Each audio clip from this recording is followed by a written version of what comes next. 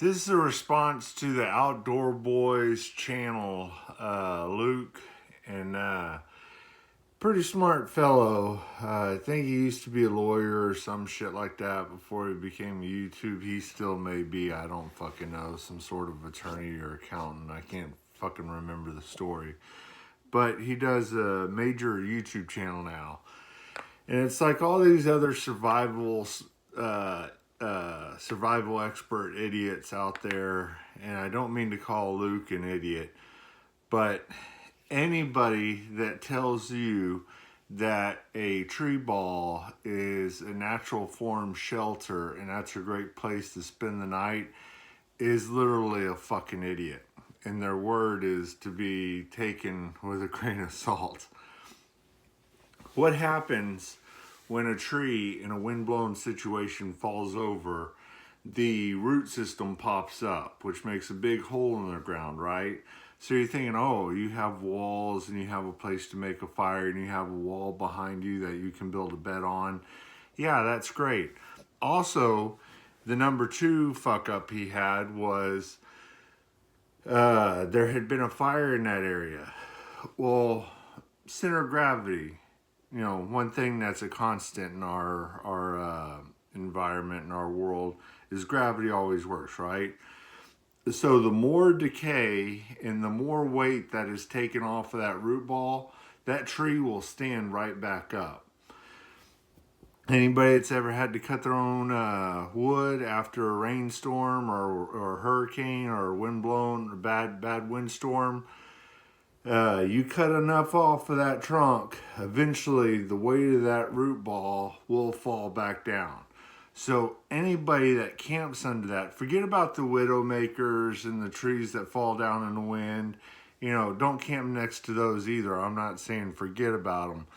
But any expert or any outdoor guys or any survival experts or hunters or anybody that tells you, oh, we'll set up camp right next to this highly unstable, massive amount of weight that at any moment can tip back up. Oh, it's been there for 50 years. It's all right. The longer it's been there, the more unstable it is.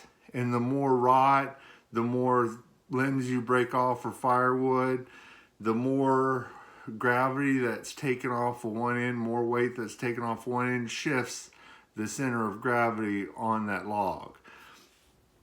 Don't care if it's downhill, don't care about anything. Center of gravity will shift if only for the tree being dead and the moisture evaporating out of the wood. Dry wood is a hell of a lot, I wouldn't say dense, but lighter than wet wood, right? A live tree. And that root ball will fucking stand right back up. And the one place in a survival situation you don't want to be, or a non-survival situation out camping with the fucking boys, setting up for the family vacation out in the wilderness, a tarp anywhere in the northern hemisphere will cost you $10 at Walmart, whatever, the Harbor Freight, whatever, right? And you can set up a tarp with very little rope, if anything. Hell, the shoelaces out of your boots for the night. But the one thing, and he's turned off the comments, I'm sure, because enough people have said this. The one fucking place you do not want to camp for self-preservation is next to a giant fucking root ball of a tree that has fallen. Sooner or later, that tree will stand back up. And the one place you don't want to be in this life, in this world, is under that sumbitch when gravity decides, you know what? It's time to do this again, which it will. 9 times out of 10, those damn trees will stand up. That's why you see all the ground disturbed and erosion and the trees dead and the trees broken in half and the trees stood back up. It's already happened. And if it happened once, it'll happen again. So that's why the comments were taken down, I'm pretty sure of it.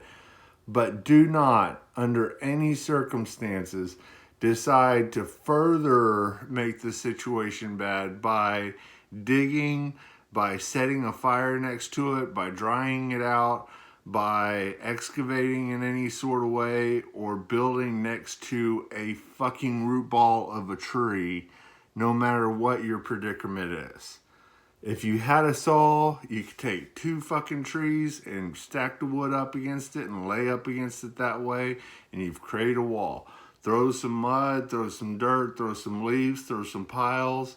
You've created the same actual windbreak with very little work, with absolutely no chance of the damn thing killing you. Because the last thing you want, the last thing, if you hear it all, is 2 tons of dirt coming back, slamming down at you at terminal velocity. Probably will never hear it.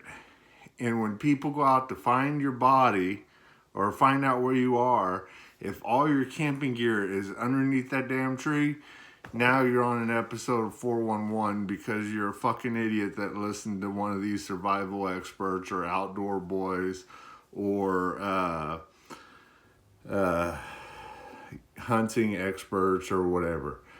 Do not sleep next to a root ball of a tree that has fallen over. You are asking for imminent death. Should have never been happened, no matter how fast you want to make a video, no matter what the situation may be. Do not sleep next to a fucking root ball from a fallen tree. It's a catastrophe waiting to happen.